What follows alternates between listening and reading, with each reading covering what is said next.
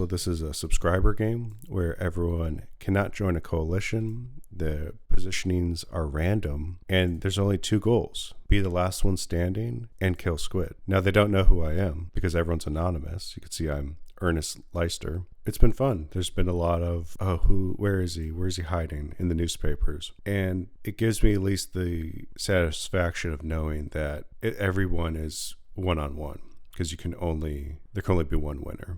You come up with a plan and things change, and then they change again and again, and after a while you just have to say, F it, I'm going in. So what am I doing? My army here, the 10th Army, was hiding in the north away from this player's balloons right here, and they've moved here by the time day change will happen. When day change happens, I'm moving south.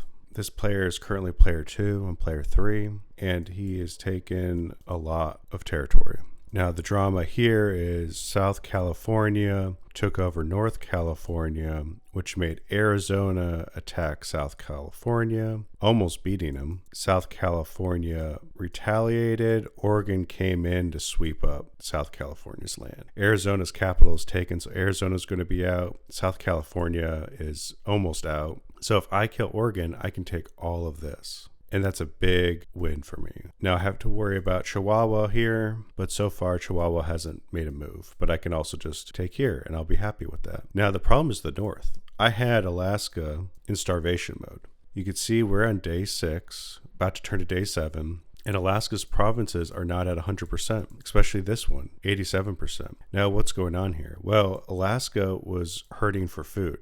They haven't adequate enough resources of energy if they did it right. They needed oil, but they could be buying that in the stock market. So they're hurting on oil and they're hurting on food. So when I invaded this player up here and took out this guy, I left these provinces open. Now, these 4 provinces have no oil and no food. This is gas if you can't see that. Now, by him taking those provinces, he has to exert an upkeep, right? Here's my daily consumption for my province. He has to use up more food if he takes these provinces. And so I was building my forts here and let the human turned AI come and attack me every now and then. It's been a little risky because I'm finally maneuvered to attack the south, and Alaska gave up. He was like, I'm starving, I'm done. But now I just saw him come online right when I was recording. So this is dangerous. So all reinforcements are moving to this location in case he does something. I also have this country, this AI country. I've left this one province as a buffer because Montana and Alberta are both active players and can come and attack me.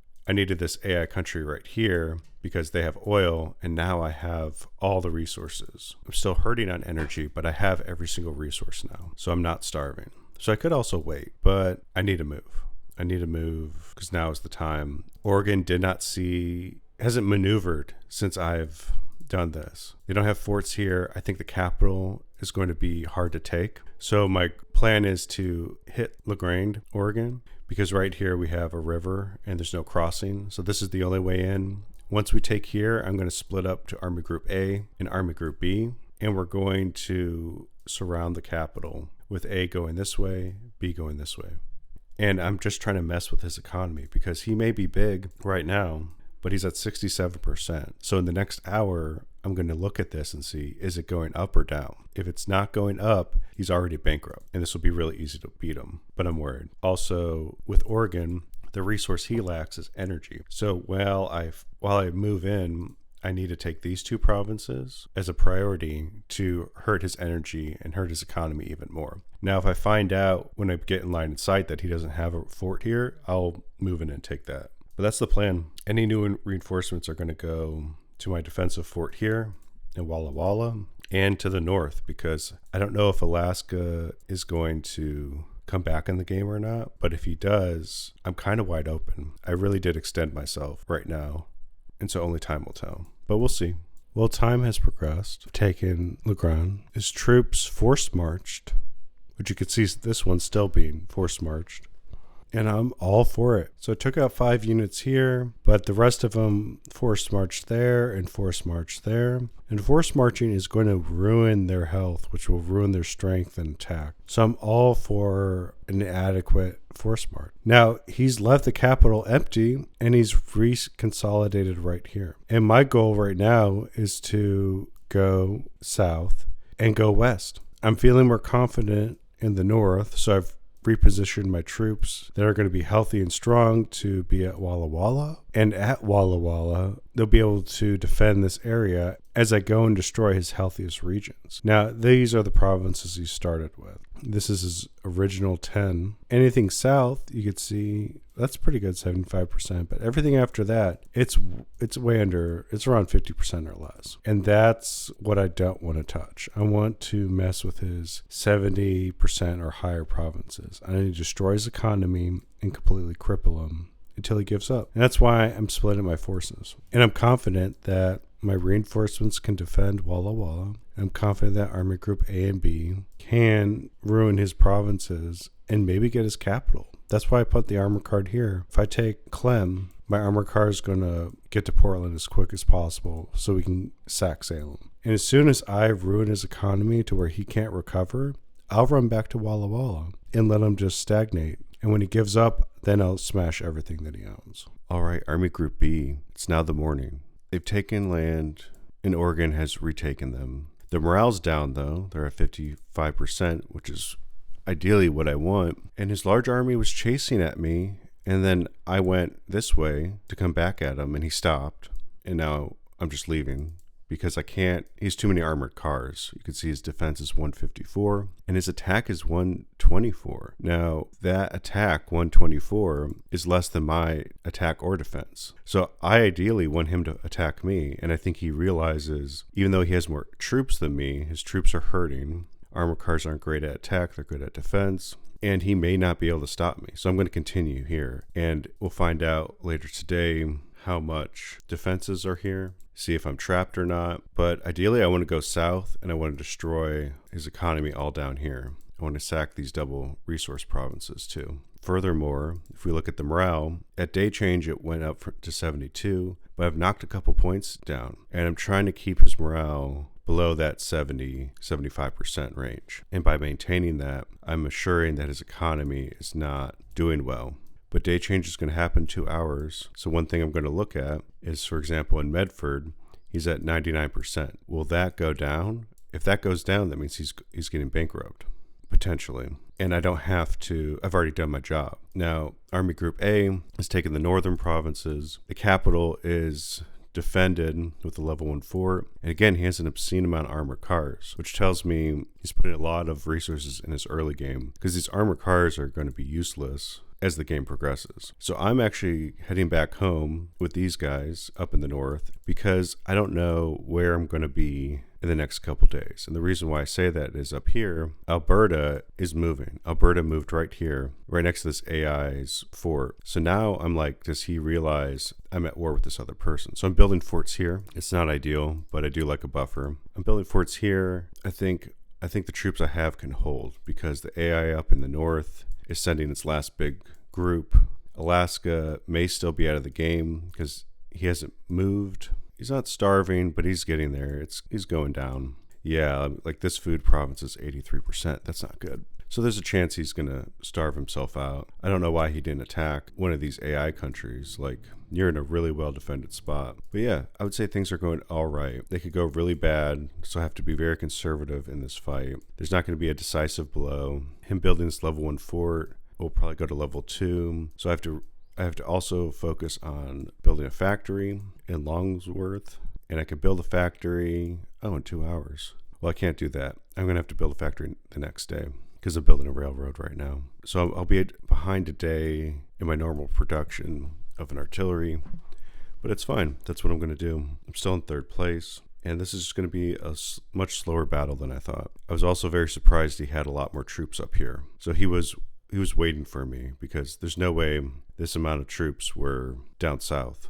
He must have been just hiding them, which is fine. And Paulina, I don't know what he's doing here because I lost my balloon. I'm going to have to get my balloon, another balloon over here. We're reorganizing the balloons and I'm building a replacement. But that's the problem when you invade someone on a Friday night. All right, Army Group B is in contact with the enemy. I was hoping their wounded infantry would give me an advantage. They're currently doing 123 damage, and I'm returning back 140, but I don't have the numbers, so this may not work to my favor. We're both going to bloody each other up, so I'll consider it a draw. but it would be really great if I can get rid of these armored cars and cavalry. Now in the north, Army Group A is taking over more territory, and I'm debating if I'm going to go south now that the south is weakened and just secure Walla Walla with another fort and have all my reinforcements go there, or what, because I can't take Salem right now, but I can keep messing up his economy. So that's probably what I'll be doing as I proceed further. All right, Army Group B is going to lose, but he's taking some casualties with him. We've lost 20 units. They've lost 26. Now, Army Group A was going to take here, but then I noticed he's force marched. You could see his speed is 90, so that's his armored car, and he, in his main army, 60. So he's willing to take some damage force marching. So I thought, well, I'm going to force march. So I'm going to take the spot. I should get there before him. And that way, it'd be great if I can take this army out. Because if I could take it out, then I take the capital. But also have my reinforcements going up to Salem to try to take the capital. But yeah, overall things are interesting. I don't know what's going to happen. So we've taken Polina before his army could arrive. But he has so many armored cars. I'm thinking maybe we starve him out. These are his starting energy resources. And I've been taking both, sacking them back and forth. And then down south, he only has 3. 1, 2, 3. His coal doesn't even have a second building, so he doesn't even have a harbor or railroad being built down there. And with so much armored car spam, these armored cars are going to be obsolete as soon as I get an artillery piece. So I'm thinking I'm not going to attack and play his game. I'm going to try to hold these two for as long as possible, but I'm going to retreat back up to the north. My plan is to build a factory, build an artillery, and just bring it down here and shoot him. Or he'll go bankrupt and I'll win that way. Because I can't imagine this much armored car spam, him spending 12,000 oil on armored cars when he has no oil. I'm backing up. I'm going to hold tonight, still the evening. I'm going to hold here. But I'm going to run probably in the morning back to Walla Walla because we've both lost 40 units each here. He's going to win this. He's going to kill more than me probably by the end. I think I could win in the long game if I just hold out. So that's what I'm going to do. That's my plan. Well, about a day and a half has passed. My opponent moved back to the capital here. And after he defeated Army Group B here, he also went back. His entire force is here. I didn't catch it, but his 12 armored cars went to, I don't remember. It was either 14 or 16. That's a lot. I can't imagine 16,000 units of oil. So I retreated back to here and I started building. I'm only moving up because day change is happening in 3 hours and this has higher morale, so I'll get a boost. They'll come back down. But he hasn't moved from his capital. I've been raiding these spots because I feel it's safe, but I am now being a sneaky squid. Now, what am I doing? I've gone south. You could see I've declared war on North Nevada, the AI. They're going to take this area, which is fine because I don't care. That's kind of the goal. If Oregon starts moving, he can't take these areas back now. And I've broken through. I've now split the army since they've passed this choke point right here. They went down through here, Mountain City. Last night, I'm using 2 AI allies right of way as an advantage, and they're split now, and they're going to Carson City and Lunning. And what am I going to do? Well, for you, it was only a minute ago, but for me, it's a few days. But we're going here. I'm going to smash here and here, and I'm going to smash here and here. Now, why there? Because this is all his energy that he has left. Here, here, and here. And these are double resources with food. This will be the killing blow if I can get them. And that's the plan. Now, I think he's already running out of energy. I think he's already bankrupt, and his morale is low on a spiritual level, not just a physical level. That's the plan. We're going to just start taking down here. Now, I've sent in when day change happens, a new set of healthy 20 are going to come back here. This group last night just took here and then ran around here. But you can see their health is too low. We have to maintain morale. We have to start doing infantry cycling. There's a video about that. You can go find it on my channel. It's a way of preserving your men and resting the injured ones. So I'll have about 42 infantry down in the south, and we'll start pushing up. And hopefully this first initial break right here and right here makes him sad. And when he's sad, he'll quit. Because this is not just about taking out his units. It's about the psychological damage of quitting. And yeah, this is one of my subscribers. And that's how I abuse my subscribers. But this is what we're doing. This is a game of Squid.